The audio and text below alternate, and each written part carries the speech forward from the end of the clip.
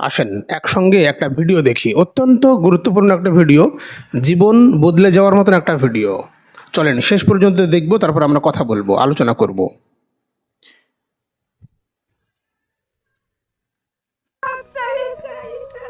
আপনার বাড়ি তো বেশ সুন্দর, একটা দুটো তিনটা রুম। মাটাকে ওভাবে কেন ফেলে রেখেছেন আঙ্কেল? একটু মাথা খারাপ আছে তো। মায়ের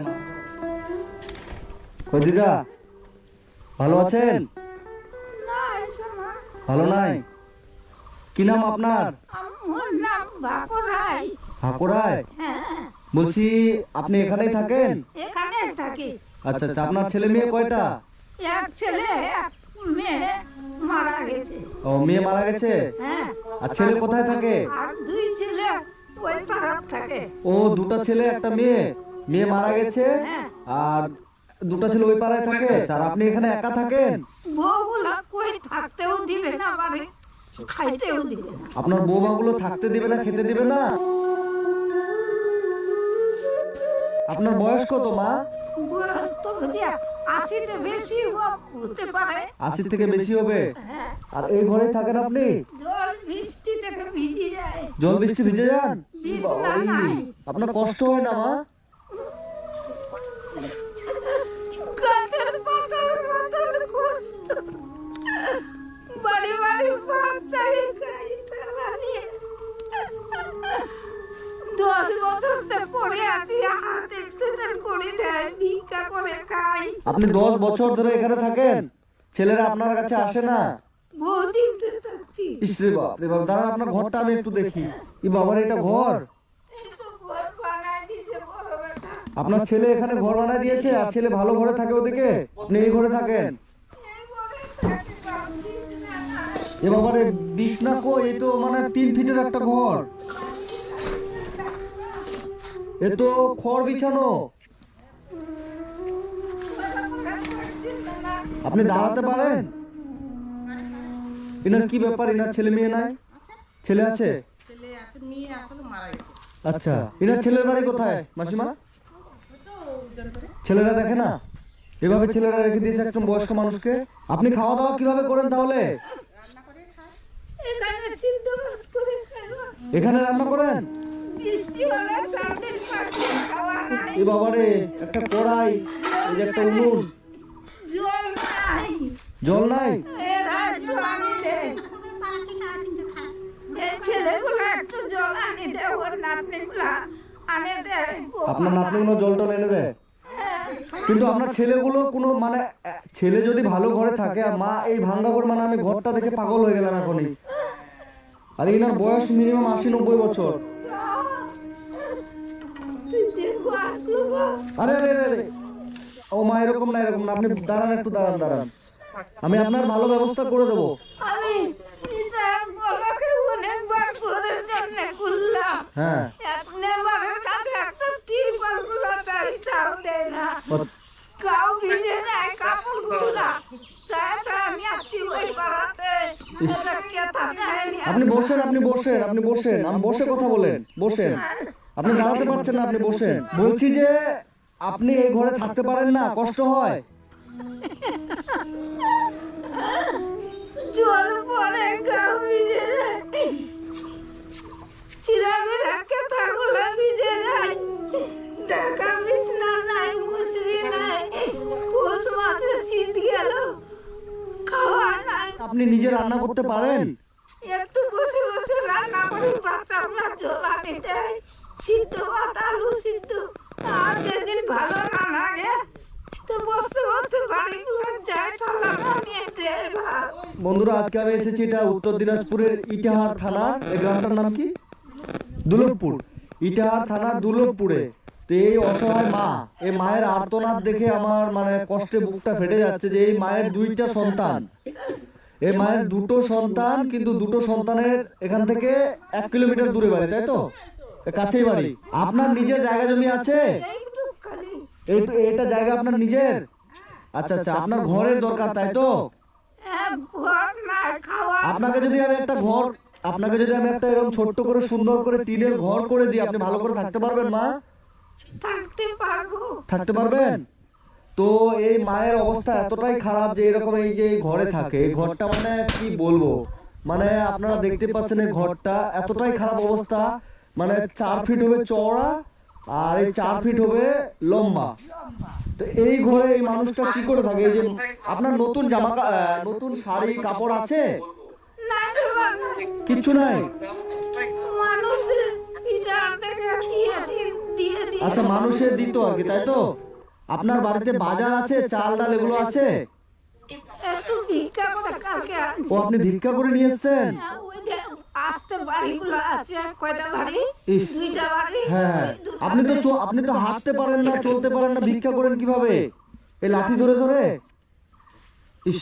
এই 1 কেজি আলু দিছে বা 1 কেজি আপনার ছেলে আপনাকে দেখতে আসে না? বড় ছেলে আসে না? আসে দেখে চলে যায়, আসে, দেখে চলে যায়, বাড়িতে নিয়ে যায় না? থাকতে দিবে না, গায়ের মধ্যে ঠাকুর আছে, ফল ও বলছে আপনার গায়ে ঠাকুর আছে, ওই জন্য আপনাকে বাড়িতে থাকতে দিবে না। আপনি এরকম এই জঙ্গলে থাকবেন আর ওরা ভালো ঘরে থাকবে?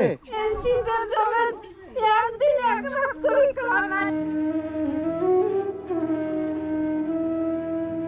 আপনি খিদায় ছিলেন তবুও আসে নাই? ঠান্ডায় আসতে পারে না, তখন আমি নাকা থাকতে দিন রাত। ইস, আপনি কান্না করবেন না মা, আমি আপনার সব ব্যবস্থা করে দেবো।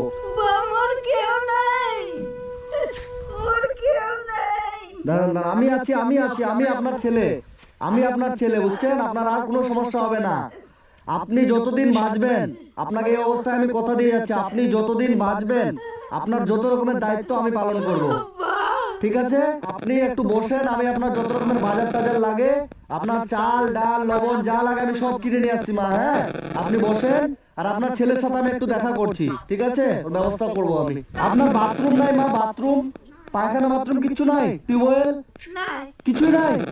ওরে বাবা রে, আপনি পায়খানা কোথায় করেন? এই মাঠে এদিকে? হ্যাঁ, এদিকে করি। জল কোথা থেকে নিয়ে আসেন? খাওয়ার জল ওই বাড়ি থেকে? হ্যাঁ, ওরা দিয়ে যায় একটু আগে আনে। মানে এই মায়ের এতটাই অবস্থা খারাপ যে না বাথরুম আছে, না টিউবওয়েল আছে, না ঘর আছে, না কি আছে। বাবার কাছে কি করবে? আরে মায়ের আর্তনাদ দেখে আমি পাগল হয়ে যাচ্ছি। আমার এতটা খারাপ লাগছে যে ছেলেরা, 2টা ছেলে বাড়িতে আছে। আপনি মা বসেন, আপনার ছেলের সাথে দেখা করে আসি।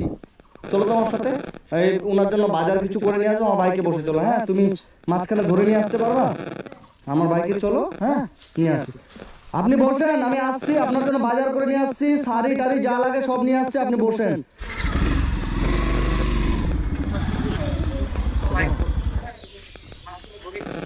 তো বাইরে আছেন? এটা কে হয়? এটা তোমাদের? আমার দিদা তোমার দিদা লাগে। আপনার কি হয় এটা মাসিমা? এটা শাশুড়ি। শাশুড়ি লাগে। তো এদিকে আসেন। আপনার বাড়িটা তো খুব সুন্দর, দালান বাড়ি। তো আপনার শাশুড়িকে যে ওই অবস্থা রেখেছেন মাসিমা, খারাপ লাগে না? আপনি আমার মায়ের বয়সী মানুষ, মা করেই বলছি, খারাপ লাগে না? মানুষটা কান্না করে মরে যাচ্ছে, ওখানে ঘরটা ভেঙে পড়ে যাচ্ছে। 3 ফিটের একটা ঘর, না চৌকি আছে, না শোয়ার জায়গা আছে, না খাওয়ার কিছু আছে। মানে কি করে পারছেন এটা করতে? আরেকটা ছেলে আছে। আর আপনার দায়িত্বটা আপনি বলুন। আরেকটা ছেলে আছে, আমি তার কাছেও যাব। আপনি আপনার দায়িত্বটা বলুন। আজকে কি রান্না করেছিলেন আপনারা? কি তরকারি? আলু বেগুনের তরকারি। আর আপনার শাশুড়ি ওখানে না খেয়ে মরে যাচ্ছে, খারাপ লাগে না? কি বললো বাবু? কি খেয়েছে আজকে? কি বললো? সকাল থেকে মুড়ি খেয়েছে, তাই বললো না? সকাল থেকে উনি মুড়ি খেয়ে আছে।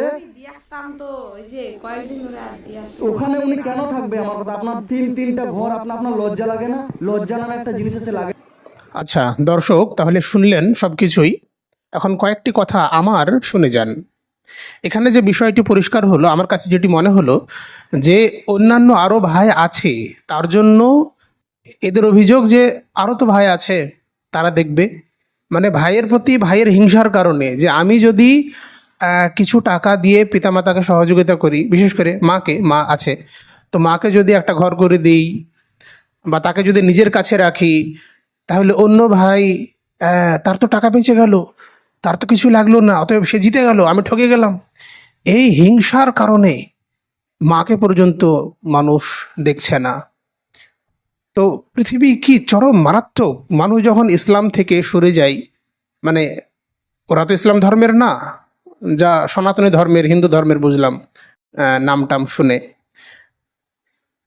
তো ভগবানের জন্য মন্দির তৈরি করেছে 5 লক্ষ টাকা খরচ করে, অথচ মায়ের জন্য বাড়িতে জায়গা হয় না। অথচ ইসলামে কি বলা আছে, যে একজন সাহাবী আল্লাহ রসুলের কাছে যুদ্ধে জিহাদে যাওয়ার জন্য অনুমতি চাইলেন, তিনি বললেন যে তোমার কি বাড়িতে বৃদ্ধ পিতামাতা আছে? সাহাবী বললেন জি, বৃদ্ধ পিতামাতা আছে। আল্লাহ রসুল বললেন যে পিতামাতার সেবা করো, তোমার জান্নাত ওখানেই। তাহলে পিতামাতাকে যদি মানুষ সেবা না করে, নিজের থেকে অনেক ভালো পজিশনে পিতামাতাকে রাখতে হবে, না হলে জান্নাত হবে না। এই সমস্ত মানুষগুলো অকৃতজ্ঞ, একেবারে চরম লেভেলের নেমক হারাম যদি না হয়, তাহলে পিতামাতার যে কৃপা, দয়া, স্নেহ, মায়া, মমতা সন্তানের প্রতি, সেগুলো অস্বীকার করতে কোনো নেমক হারাম ছাড়া পারে না। আর যারা পিতামাতার ভালোবাসা, মায়া, দয়াকে যারা অস্বীকার করে, তারা ঈশ্বরের, আল্লাহর দেওয়া নিয়ামত, দয়া, মায়া, আল্লাহর ভালোবাসা যা মানুষকে আল্লাহ তাআলা দিয়েছেন, সে যদি পিতামাতারটা স্বীকার না করে, অকৃতজ্ঞ হয়, তাহলে ঈশ্বরের, আল্লাহরও সে স্বীকার করবে না। আর এদের কখনো জান্নাতও হবে না।